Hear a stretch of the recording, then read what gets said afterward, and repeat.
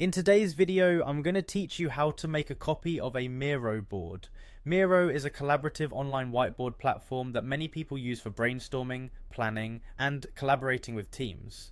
Being able to duplicate a board is a handy skill, especially when you want to preserve an original board while experimenting with new ideas or making substantial changes. Let's dive right in and walk through the steps to create a copy of your Miro board.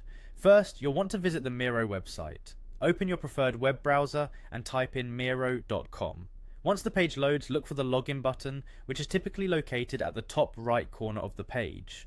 Click on login to proceed. This will take you to the login page where you have the option to sign in using your email or your Google account. If you prefer using your email, you simply select continue with email, and if you opt for Google, just follow the prompts to sign in with your Google credentials. Once you're signed in, you'll find yourself on your Miro dashboard, which displays your existing boards. Locate the board that you wish to copy. Right next to that board, you should see three vertical dots, also known as the More Options icon. Click on these three dots to bring up a menu. In that menu, you'll see an option labeled Duplicate. Clicking on Duplicate will begin the process of copying your board. After selecting Duplicate, a window will appear asking you to name your new board. Think of a name that best describes the project you're working on or the ideas you're planning to capture on this new copy. Naming your board clearly will help you stay organized, especially if you have multiple boards. Additionally, there's an option to share this new board with the same people who have access to the original board. If you want your collaborators to work on this board too, be sure to check the box that allows you to share it with them automatically.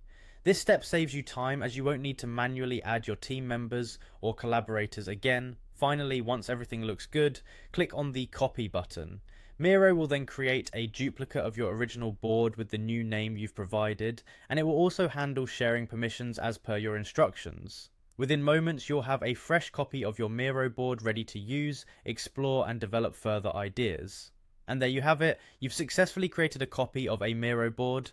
This process is efficient and ensures that you have multiple versions of your prototypes or designs to work with.